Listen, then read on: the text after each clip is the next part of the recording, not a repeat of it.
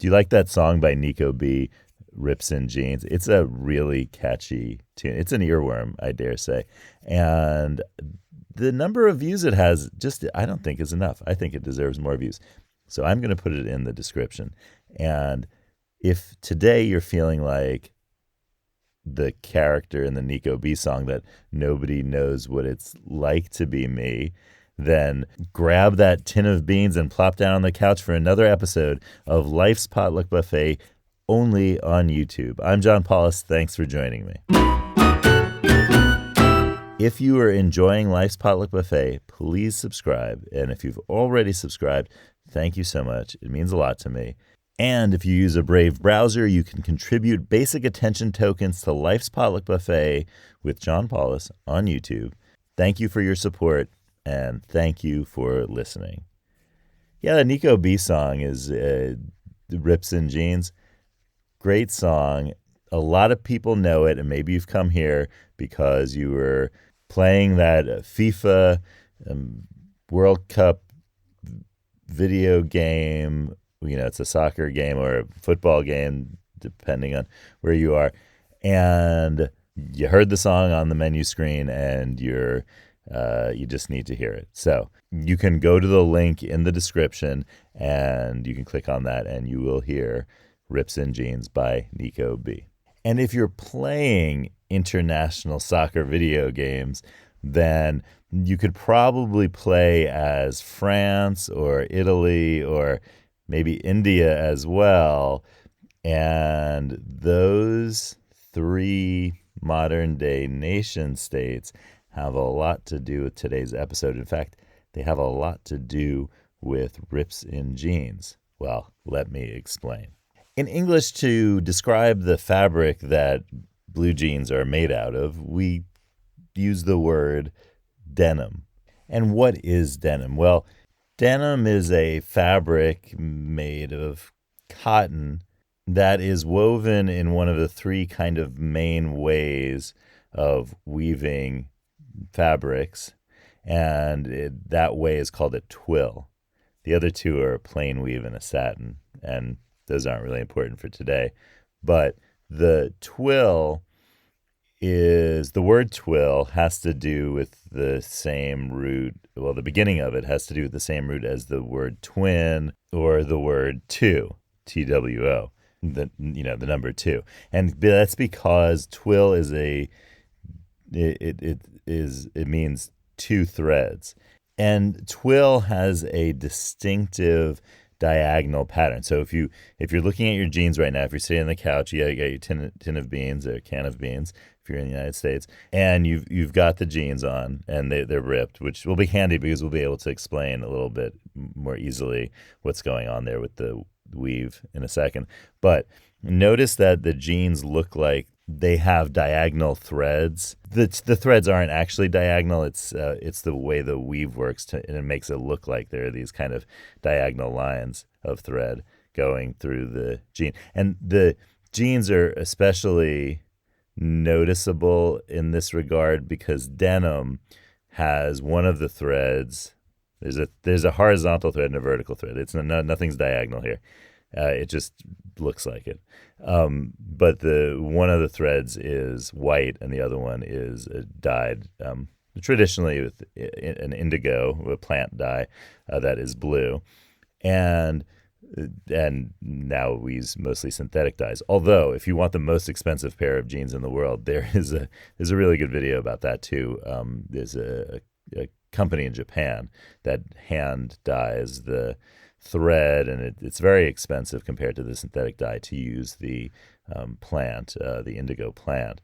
So that's, if you're interested in the dyeing process and things like that, there are lots of videos on YouTube where you can find out about indigo dye and so forth.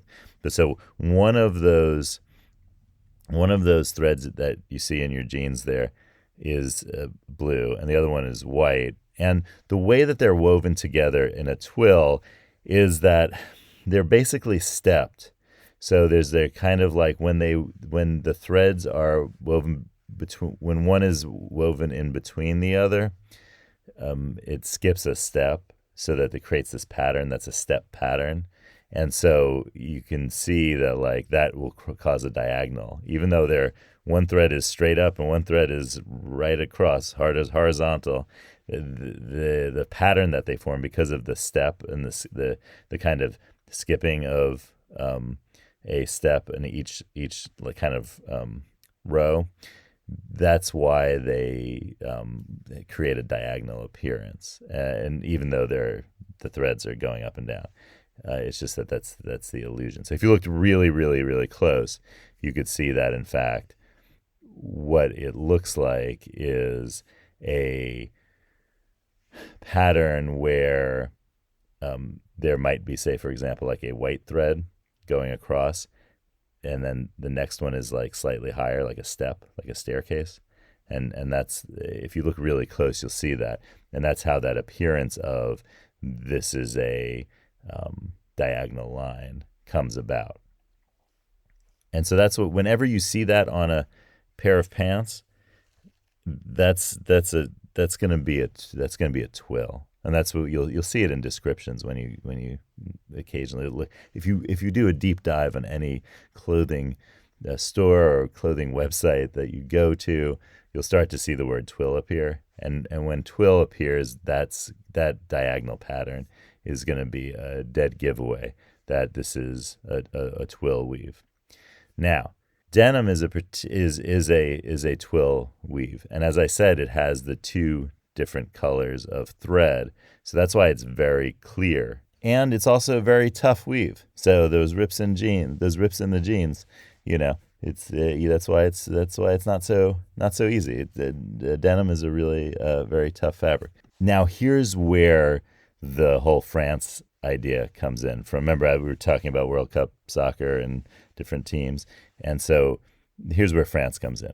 Back in the day, a really, really big producer of the denim fabric was a city in France called Nîmes. And Nîmes is spelled N-I with a circumflex M-E-S. But it's pronounced Nîmes. And this fabric that it produced was marketed and sold as a serge de Nîmes, which means a twill fabric. Serge is a twill fabric, like we've been talking about. And that got, you could see where I'm going. It was serge de Nîmes, and that got anglicized as serge denim. Because Nîmes was often spelled in a way where the E and the S were cut off because they weren't pronounced. So when English language speakers were transcribing it and so forth, they just wrote N-I-M, and then it started to get pronounced Nim, and then you have serge de Nîmes, and serge de Nîmes becomes denim, which we still call the twilled fabric that blue jeans are made out of. Now, so that takes care of France. We still have two more countries to go. I'll start with what is now today India.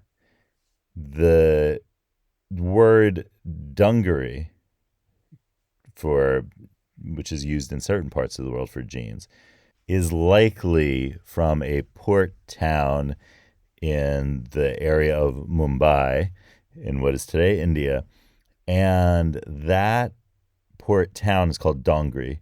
And guess what kind of fabrics were used for tough work that needed to be done? Yes, cotton twill fabrics that were heavy and strong and rip resistant. And those pants were called Dongri pants. And then that got shortened to dungarees. And that's where we get the word dungaree for for jeans, because it's a heavy it's cotton twill, a tough cotton twill weave, and they're for people who are working hard, because they don't rip easily. And it's kind of interesting because another word for that very same kind of fabric or type of fabric also comes from what is now modern day India, or at least interactions between local language speakers and people coming from outside to trade in textiles and so forth, is the word calico, which is from Korikor, which was called Calicut at that time, and so those got called calicos. Again, calico fabric and so forth. That is basically a cotton twill heavy thing, like the dongri and like the serge de Nîmes. So that is where we get dungaree from. Finally, the most common word of all, jean or jeans, comes from another city. This time we have to go, remember I was talking about the World Cup teams, this time we have to travel to what is modern day Italy, because a town in Italy, Genoa, there were very, again, tough pants that were twill, cotton twill, that were made that and worn by fishermen and sailors and people who were working on the sea. And those were called, after the city of Genoa, where they were coming from, those were called jean, after an adjective meaning Genoa in the kind of lingua franca of the area, and fustian in English, which fustian is a type of, cotton twill weave specifically. So we're talking about jeans here. And so that's where the word jeans comes from. And we dropped the fustian long ago, thank goodness, and we just call them jeans. But it's jeans for Genoa, is as it's dungarees for dongri, and it is, of course, denim for Nîmes in France. So those are our featured cities today. And so if you're looking at those ripped jeans, you can really appreciate today what a great history they have. All right, so let's ask the cards, if nobody knows what it's like to be us, what we can do. Yellow lemons, blue dumplings, magenta noodles, cards, tell us some things.